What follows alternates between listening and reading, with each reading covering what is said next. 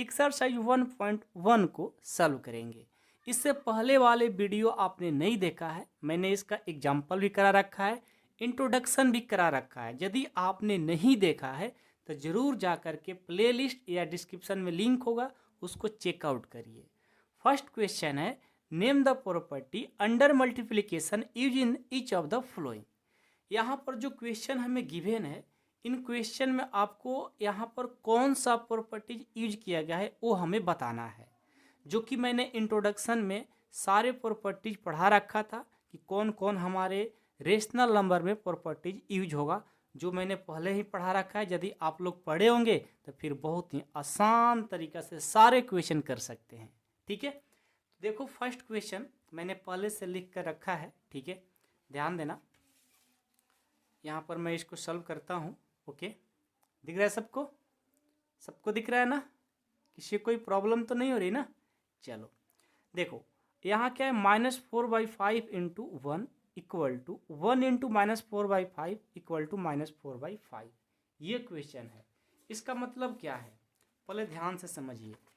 देखो ये क्या किया गया है, -4/5 है और इंटू 1 से मल्टीपल कर दिया गया। तो 1 से आप किसी भी नंबर से मल्टीपल करोगे वो सेम ही नंबर आने वाला है। ठीक है, या आप 1 को पहले कर दो और उसके बाद -4/5 कर दो, फिर भी क्या होगा, -4/5 ही होगा।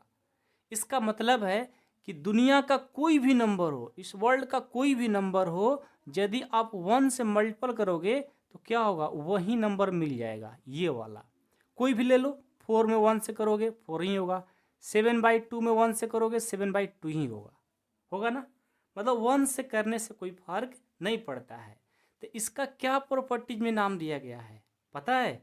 इसका नाम मल्टीप्लिकेटिव आइडेंटिटी। क्या नाम दिया गया है? Multiplicative identity. तो इसका नाम लिख सकते हो, क्या लिखोगे? मल्टीप्लिकेटिव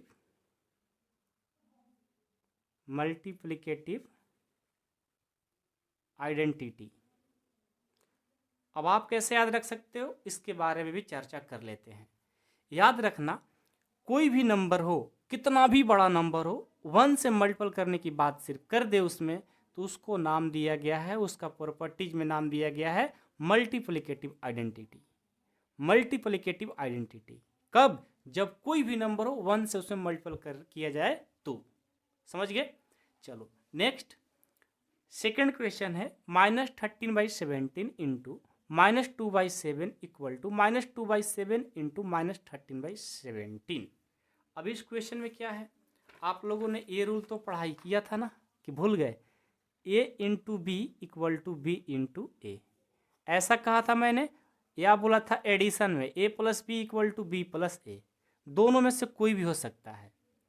एक बार a को पहले b को बाद में, अब b को पहले a को बाद में। कौन सा रूल है? इसी का नाम हमने बताया रखा था कम्यूटेटिव। क्या बताया था? Commutative property. तो ए है, ये बी है। अब देखो, ए को बी को पहले ए को बाद में, यानी कौन सा रूल है?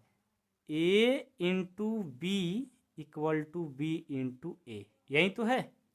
देख लो, इसका नाम हमने क्या बताया था? कम्यूटेटिव। तो इसका नाम दे देंगे कम्यूटेटिव प्रॉपर्टी। ठीक है, समझ में आया? अभी देखो, -19/29 इंटू 29/-19। देखो ये क्या हो रहा है, यहाँ पर जो नंबर था जस्ट उसमें मल्टीपल क्या किया गया है, इसका उल्टा, अपोजिट, नीचे वाला ऊपर, ऊपर वाला नीचे। तो जब भी ऐसा नंबर मिलता है वो कट करके सीधे हमारा क्या बन जाएगा? 1। एग्जाम्पल से समझते हैं। मान लो हमारा 4/5 है और यहाँ मैंने ठीक इसका अपोजिट, नीचे वाला ऊपर, ऊपर वाला नीचे कर दिया, तो 5 कट गया, 4 कट गया, यानी 1/1, यानी क्या आ जाएगा? 1। जब हमारा ऐसा होता है और 1 आ जाता है मल्टीपल करने के बाद, तो उसका नाम दिया गया है मल्टीप्लिकेटिव इन्वर्स। Multiplicative inverse. क्या नाम दिया गया है? Multiplicative inverse. Multiplicative inverse property, याद रहेगा। मल्टीप्लिकेटिव इन्वर्स कब कहता है भाई, कब कहते हैं, जब हमारा ठीक दोनों को मल्टीपल करने पर 1 आ जाए, या जो नंबर गिवन है उसका ठीक अपोजिट से मल्टीपल कर दिया जाए, तो उसको मल्टीप्लिकेटिव इन्वर्स प्रॉपर्टीज बोलते हैं। ये सब बातें आप लोग को धीरे धीरे सारी आ जाएगी, ऐसा नहीं कि आज पढ़ रहे हो आज ही सब नाम याद हो जाए, नहीं, 2-3 दिन 4 दिन पढ़ोगे अपने आप सारे याद हो जाते हैं। ठीक है, टेंशन लेने की कोई ज़रूरत नहीं है, हम है ना, टेंशन किस बात की यार, मैथ बहुत ही आसान है, बहुत आसान करवा देंगे आप लोग को, समझ गए। हाँ, आप लोग कहाँ से हो ये मेरे को जरूर बता दो कि सर मैं यहाँ से हूँ, और अपना नाम कमेंट बॉक्स में 2 चीज़, आप कहाँ से हो और अपने स्कूल का भी नाम लिख सकते हो, और नाम तो अपना जरूर लिखना, ठीक है। बस आपसे यही विनम्र निवेदन है, कमेंट बॉक्स में इतना कर दिया करो, ठीक है। चलो क्वेश्चन 2 देखो, tell what property allow you to compute 1/3 into 6 into 4/3 as 1/3 into 6 into 4/5। यहाँ पर भी बताओ कौन सा प्रॉपर्टी यूज किया गया है, हमें ये बताना है। तो देखो, ये ए है, ये बी है, ये सी है, ए है, बी है, सी है। तो मैंने आपको एक रूल पढ़ाया था, A into B into C equal to A into B into C. देखो, ए को बाहर रखा जाता है, बी और सी को ब्रैकेट में, ए बी को ब्रैकेट में, सी को बाहर। तो इस कंडीशन में मैंने आपको पढ़ाया था एसोसिएटिव, क्या पढ़ाया था, associative, associative property. Associative property क्या करता है कि ए को बाहर कर दो, बी सी को ब्रैकेट में, इस बार ए बी को ब्रैकेट में करो, सी को बाहर, उसका नाम है एसोसिएटिव प्रॉपर्टीज। मैंने आपको इंट्रोडक्शन में पढ़ाया था, ठीक है। चलो लास्ट क्वेश्चन है 3rd, the product of 2 rational number is always.